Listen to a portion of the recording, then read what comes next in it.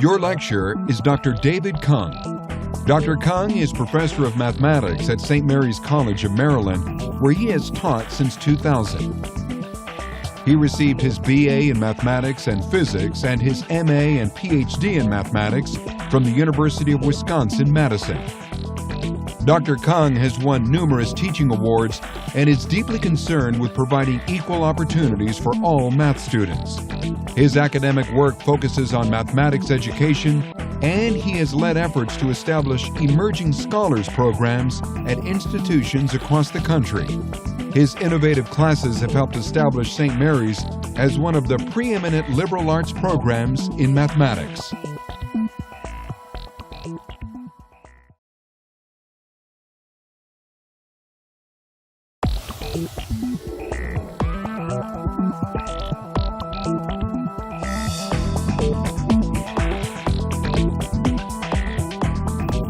Hi, and welcome to a course that will stretch your brain in surprising ways. If you're the sort of person who likes to think, who likes to figure things out, who likes to exercise your brain with puzzles, paradoxes, enigmas, and conundrums, you're in for a treat. Again and again throughout this course, I think you'll find that your intuition is just wrong about many things. And we'll work through and we'll fine-tune your reasoning. The goal is to help make you a better thinker. Now, because we're going to reach in and mess with your brain a little bit, we'd like you to pay close attention to the following disclaimer. Roll the tape. Everything this professor says is wrong. Everything in these lectures is false. Everything, including this disclaimer. In fact, this sentence is false. Thank you for your attention.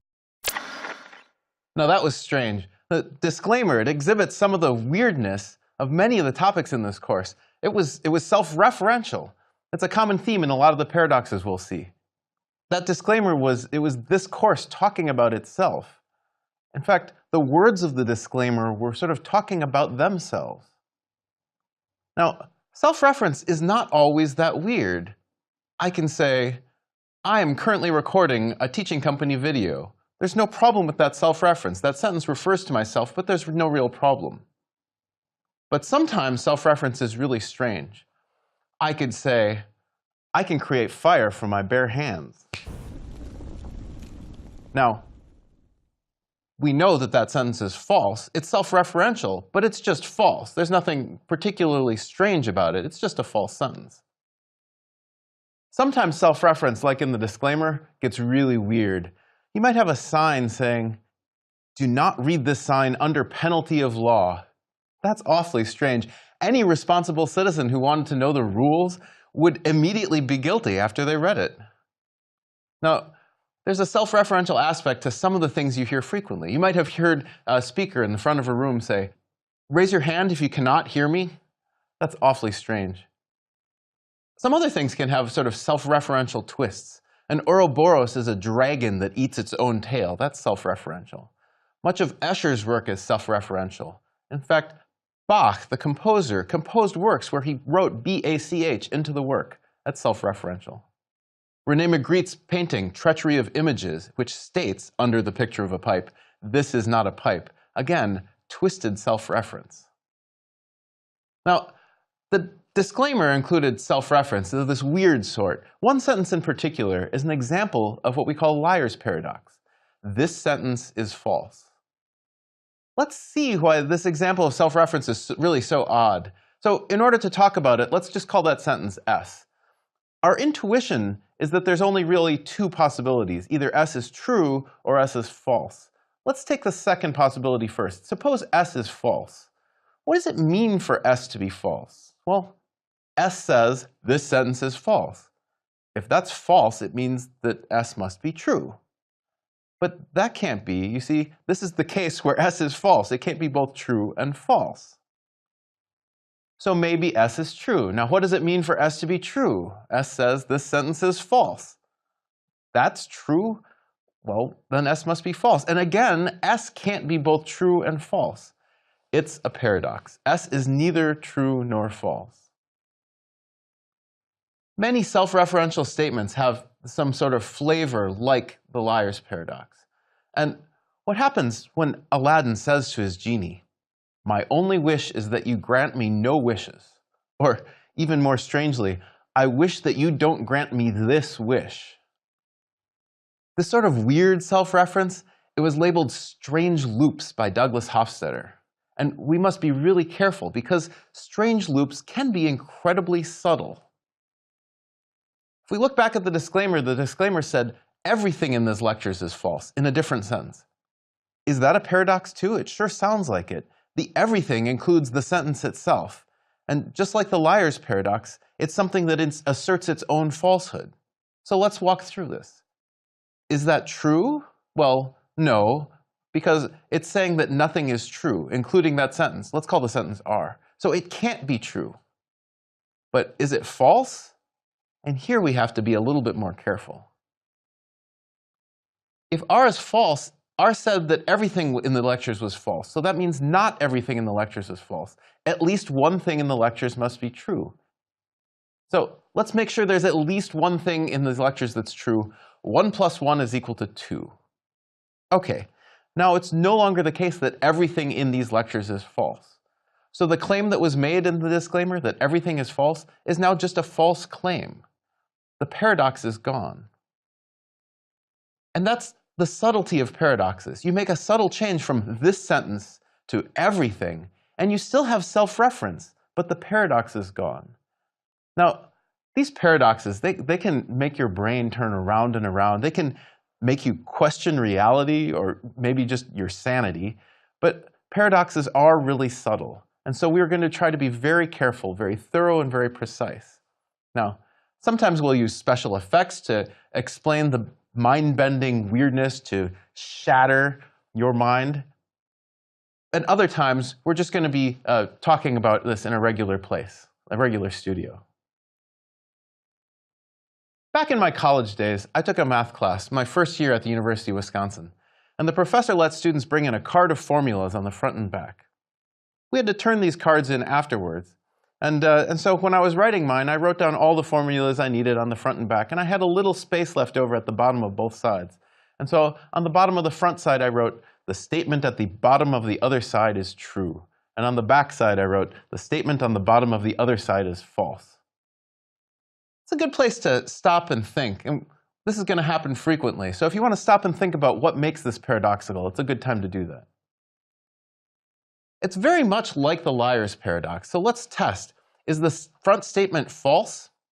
If the front statement is false, then the back must be false. And what does it mean for the backside to be false? The backside says that the statement on the front is false, and if that's false, the front must be true. Again, the statement on the front can't be both true and false. The statement on my card is therefore neither true nor false.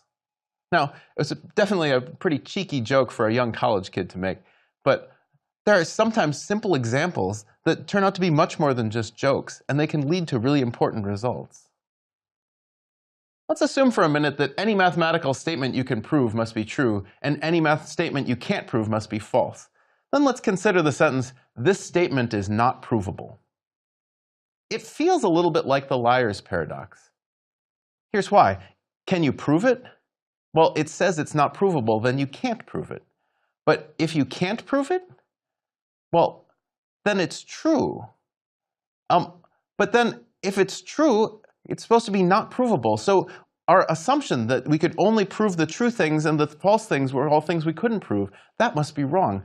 This simple sentence, which seems a lot like the liar's paradox, is the basis for Kurt Gödel's groundbreaking work in logic.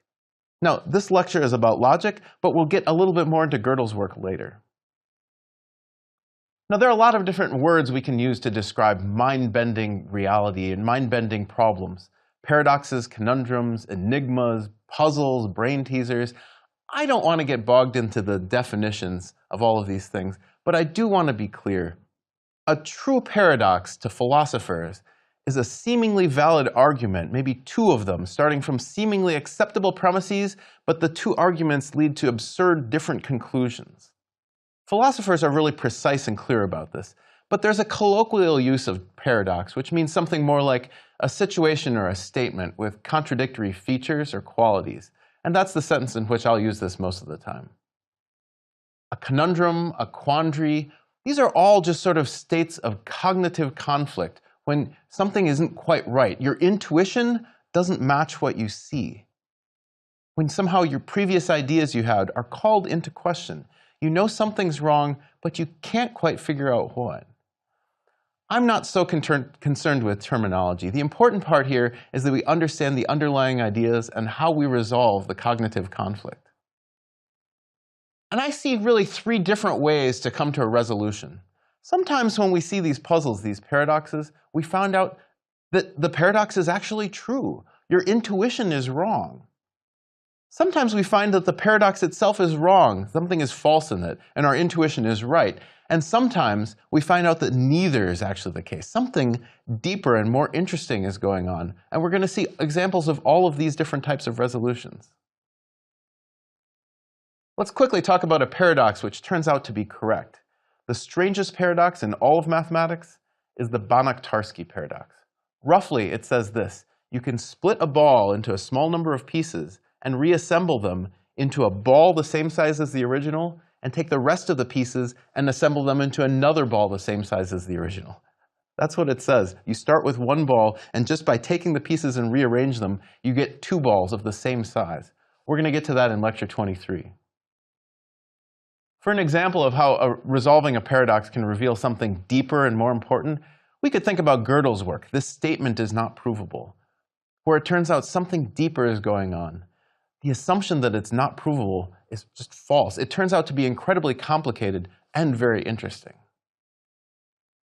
For an example of a paradox that ends up as false, here's one that tricks a surprising number of people. It's called a traveler's paradox. Now, as you'll see, it must contain faulty reasoning. See if you can spot it. Three weary travelers arrived at an inn, and there was a neighbor filling in for the owner, and the neighbor said, "I think the room is $30. And so the travelers took out their money and paid $10 each. There were three of them, and they checked in and they got settled. The neighbor wanted to make sure he had the price right, and so he checked with the owner, and he had it wrong. The room was supposed to be $25, not $30. So he decided he would take 5 ones up to the room and pay them back. On the way, he said, "I have 5 ones. How am I going to divide this up among 3 travelers?" And so he decided he would give 1 of the dollar bills to each of the travelers and then pocket the remaining $2. So now let's think about where the money went. You see, each traveler paid $10 and got back 1. That's a net of $9. 3 times $9 is 27. And the neighbor kept $2. That's 27 plus 2. That's $29. Where did that last dollar go? Now, you can sort of see this is more of a puzzle. You know that money doesn't disappear. It's not really a paradox in the technical sense. You know the argument here has to be faulty. But for many, it's quite puzzling, and it's not very obvious where things went wrong. Let's think about where the money is. You see, we added $27 to $2. Adding $27, which is what the travelers paid, to the $2, which is what the neighbor kept, it makes no sense to add those two numbers. The $2 that the neighbor kept, it's part of the $27 that they paid. They paid $27, two of those dollars is in the neighbor pocket. The remaining $3 is in their pockets. They got $3 back, 1 each. All the money is accounted for. The $30 goes like this. $3 went back to the travelers, $2 is in the neighbor's pocket, and $25 is with the owner. The take-home message here is that simple arithmetic can be tricky. So we've seen 3 different ways to resolve a paradox. But why tackle paradoxes at all? Why work to understand a puzzle to solve any of these things? Well, I think there are several reasons. First, I think it's fun to twist your mind around, to sort of practice mental gymnastics. I also think that it's important to correct some of your incorrect intuition, sometimes called common sense, about aspects of the world, like with the liar's paradox being either true or false. And finally, I think these paradoxes open up new worlds of thinking. If a statement can be more than true or false, how many states can it have? 3, 4, infinitely many? What kind of logical world does this lead to? Sometimes these paradoxes force us to deal with difficult truths, that the world, in this case logic, is just more complicated than we thought. So let's look at the liar's paradox and the version that was on my card. What do we learn about this? our intuition about statements is wrong. We think that simple declarative statements are either true or false. The liar's paradox says no. Some statements are neither true nor false. In this case, the resolution tells us that our intuition about statements is just wrong. The world is more complicated and more interesting than we naively think. Let's look at another classic paradox. In a certain city, all the adult men are clean-shaven. And in this city, the barber shaves all the men who live in the city who do not shave themselves. And that's it. The barber shaves nobody else. And the question is, who shaves the barber? Now, as I stated it so far, it's really a puzzle. There are several solutions. Maybe the barber doesn't live in that city. Maybe the barber is a woman. But what if we explicitly disallow those solutions? So let's restate the question. The barber, a man who lives in a city where all of the men are clean-shaven and shaves all of the men living in the city who do not shave themselves, and he shaves nobody else. Who shaves the barber? Well, let's take this in cases. Case 1, does he shave himself? Well, no, he said he shaves the men who do not shave themselves, so he can't shave himself. So the second case, does he not shave himself? But if he doesn't shave himself and he shaves all of the men who don't shave themselves, he's one of the men who doesn't shave themselves, so he must shave himself. Neither case works out. He can't shave himself and not shave himself. It's quite a mind bender. What's the crux of this? See, we made a simple description. We talked about a barber, and he and his customers had certain property, and it seemed reasonable. It was a fairly simple English sentence. Now, our intuition says that such a property is perfectly reasonable. But somehow hidden in that sentence is a strange loop, self-reference. And it turns out that property cannot be. The barber's paradox tells you that even a simple description might be self-contradictory. See, like the liar's paradox, it shows that a sentence might be neither true nor false. Is it a true paradox? You know, it's attributed to Bertrand Russell. He said it wasn't originally his. But what Russell said about this was that the barber's paradox isn't really a paradox. You can make other claims about a barber. The barber is both 14 years old and 83 years old. That's a pretty ludicrous statement. Obviously, no such barber exists. Russell says the statement of the barber's shaving tendencies suffers from the same problem. No such barber exists. Later, we'll talk about Russell's paradox, which he did think was a true paradox. Let's go to one more bit of self-referential strangeness. Now, earlier I said that something in this course was true, and I said 1 + 1 = 2, just to make sure something was true. Now I'm going to prove that that wasn't actually right. You see, 1 + 1 is equal to 1. In order to understand this, we have to remember that an if-then statement is false exactly when the hypothesis is true and the conclusion is false. The statement, if x is prime, then x is odd, that's false because 2 is prime, but 2 is not odd. So let's make a new sentence. We'll call it Curry. I'll tell you why in a second. Curry is the following sentence. If Curry is true, then 1 + 1 is equal to 1. Let's analyze the truth of Curry. Is Curry false? Remember, the hypothesis has to be true and the conclusion false in order for it to be a false statement. Well, for the hypothesis to be true, Curry must be true. And this is the case where Curry is false. Curry can't be both true and false. So Curry must be true. But Curry says that if Curry is true, then something else is true. And since we now know that Curry is true, then the conclusion must be true. What's the conclusion of this statement? That 1 + 1 = 1. You'll notice that we could have put any statement in place of 1 + 1 = 1. We could have said, cows can fly. We can say, you owe me $1 billion. This argument, it shows that every statement is true. What's the resolution of this?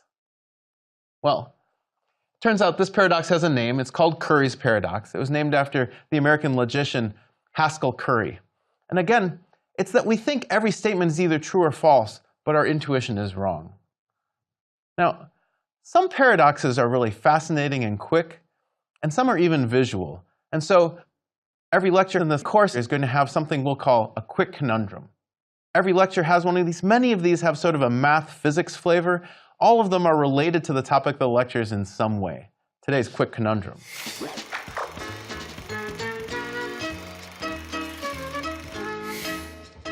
Here's a little wad of paper. When you blow it, it moves away just like you'd think it would. But watch what happens when I put it inside this bottle.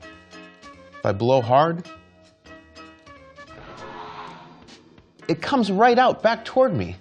Now, like a lot of these quick conundrums, you can try this at home.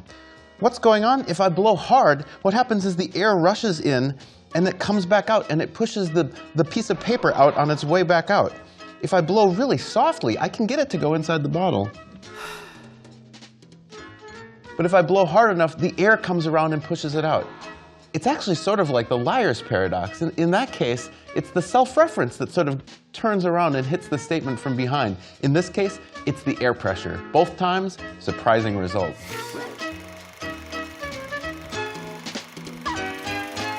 When I was writing these lectures, I communicated with many different mathematicians. I didn't want to miss even one single good paradox or puzzle. One person's advice was this: read everything Raymond Smullyan and Martin Gardner ever wrote. Now, we'll talk about Martin Gardner later, but now we're going to get to Raymond Smullyan. He was born in 1919 in New York. He was a prodigy in classical piano. Maybe that's why I have an affinity for him. He made a living as a stage magician, and he was an excellent research mathematician. He's a prolific author, including a title of his, which the title of this lecture pays homage to. What is the title of this book? A classic type of Smullyan puzzle are the knights and knaves puzzles. They always take place on a mythical island that's populated by knights and knaves. Knights always tell the truth. Everything they say is true. Knaves always lie. Everything they say is false. Let's go to the island of knights and knaves. Let's start simple. Suppose you meet somebody and you want to know, are they a knight or a knave? Suppose you're only allowed one question. Now, the wrong question is, are you a knight? You see, a knight would truthfully answer yes, and a knave would lie and say yes. And so you can't tell. Here's another bad question. Are you a knave? Everybody would say no to that. It's a version of the liar's paradox. Nobody says, I am a knave. Here's a better question. What's 1 plus 1? The knight, of course, would have to say 2, and the knave would say anything else, assuming they didn't know Curry's paradox. Let's look at some more complicated situations. Here's a classic. Suppose you come to a fork in the road, and one road leads to safety, and the other road leads to certain death. Now, there's 2 guards there, and you know that one is a knight and one is a knave, but you don't know who is who. But they do. And so the challenge is, can you ask one of them one question and find the right path? Now, one correct answer is to turn to either one of them and say, if I ask the other guard which way leads to safety, what will he say? Let's look at what happens when you ask that. See, there's 2 cases. Case 1, you ask the knight. Now, he thinks the other guard is a knave. If you ask which road leads to safety, he'll lie and point towards certain death. The knight tells the truth and therefore points towards certain death. What if you happen to ask a knave? If you ask the knave thinks the other guard is a knight. Which road leads to safety? He'll point you towards safety. But now the knave turns to you and lies, and he points towards certain death. You see, in either case, they point towards certain death. So your strategy is to ask the question, look which way they point, and then go in the opposite direction toward what you know is safety. It's like a version of the liar's paradox. There's some sort of flip. When you ask someone, are you a knight? The knave flips the answer to yes, lying. Now, when you ask one guard what the other would say, you're guaranteeing there's one flip. The answer contains at least one lie in either case. This kind of scene was used in the movie Labyrinth. There was sort of a major problem with this, which was that the guards were telling the rules of the game. You know, if a knave tells you what the rules of the game are, who knows? For Smullyan, this is only the beginning. There are much more complicated versions of knights and knaves problems. Here's one from the opening of Satan, Cantor, and Infinity. Suppose you come upon 3 people. We'll call them Abel, Bertrand, and Cantor. And you have the following conversation. You say to Abel, Are Bertrand and Cantor both knights? Abel answers back, yes. Is Bertrand a knight? No. Can you determine from this who is a knight and who is a knave? Let's see if we can do this. You see, Abel's two statements directly contradict each other. Bertrand can't be both a knight and not a knight. And so Abel must be lying and is therefore a knave. So Abel, a knave, said Bertrand wasn't a knight. So that means Bertrand must be a knight. But then finally, if both Bertrand and Cantor were knights, then Abel's first statement, that Bertrand and Cantor were both knights, would be true. But Abel, remember, is a knave and always lies, and therefore Cantor must be a knave. You see, this is a puzzle. It's getting trickier. It's not really a paradox. You just have to find the solution and work through the logic. But Smullyan takes it to a new level. Let's turn to one of his meta-puzzles, where you can solve the puzzle, but only if you think outside of the confines of the puzzle itself. So I'm going to tell you a story about my time on the island of knights and knaves, and you have to pay careful attention because there's a quiz at the end. When I first arrived on the island, I went to find the two leaders, Raymond and Martin, and I really wanted to talk with Martin. I walked in and I found both of them, one in a blue hat and one in a red hat, but I wasn't sure who was who, and I also wasn't sure which one was knight or knave or both or neither. Our conversation went something like this. I asked both of them, "Is Raymond a knight?" And the one in the blue hat answered, but I can't for the life of me remember what he said, yes or no. But I do remember then I was able to tell which was Raymond and which was Martin. And now for the quiz question. What color was Raymond's hat? That sounds awfully strange. What makes it a meta-puzzle is that I was presented with a puzzle in the story, and you're hearing about that puzzle, but you also get information about my solving of that puzzle. It's really tricky because you have to use not only the knowledge of the puzzle itself, but you have to use the knowledge of my solving of the puzzle in that story in order to solve it. Here's a hint, because me walking through all of this won't actually help you out much. See if you can think through it yourself. The hint, you have to use the fact that I, in the story, did solve the problem to figure out this question. Did the blue-hatted man answer yes or no? Remember in the story, I couldn't remember. Once you know what the blue-hatted man said, you can decipher the rest of the puzzle. So how is it that solving puzzles and resolving these paradoxes makes us better thinkers?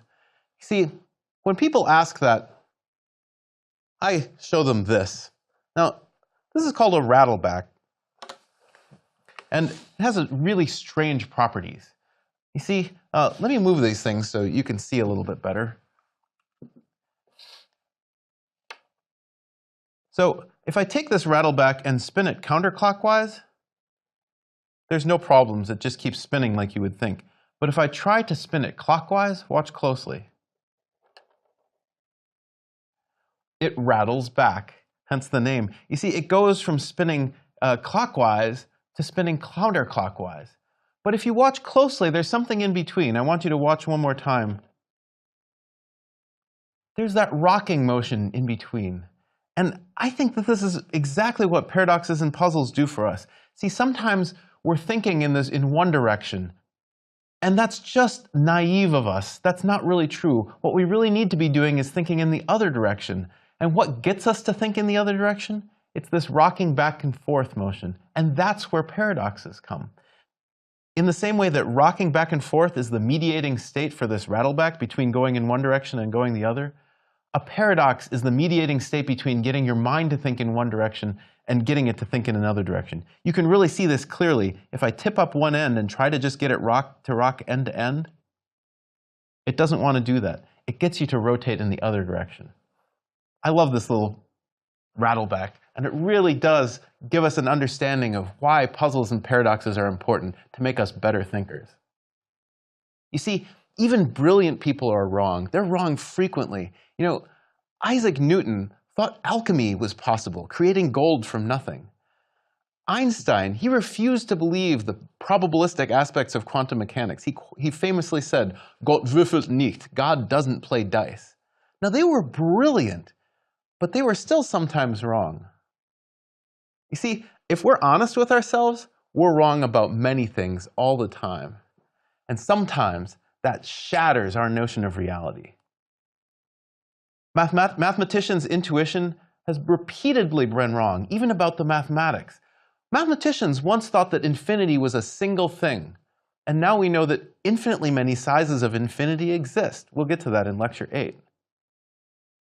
Mathematicians once thought we could measure all sets, and now we know that some sets are just not measurable. We'll get to that toward the end of this series. Mathematicians once searched for an optimal voting system, for like the best way to vote in a democracy, and now we know that no such system really exists. When we're presented with evidence that we're wrong, we tend to discount the evidence, attack the messenger. We tend to aggressively present counter-evidence. Paradoxes, puzzles, conundrums, this gives us practice dealing with cognitive conflict, doing the hard work to figure out what's going on, coming to resolution. And these paradoxes, they serve as the mediating state between thinking in one direction and thinking in a new, better direction. So I have a challenge for you as you watch these lectures. Find something you're wrong about. Find some area of your life, of your world, and stop ignoring the cognitive conflict. Do that hard work to figure out what's going on and resolve it by changing your mind. You see, the surface goal of this course is to learn more mathematics and learn about paradoxes and how we resolve them. The real, deeper goal is to learn to be better thinkers, better mathematicians, and I'd like to think, better people. Until next time.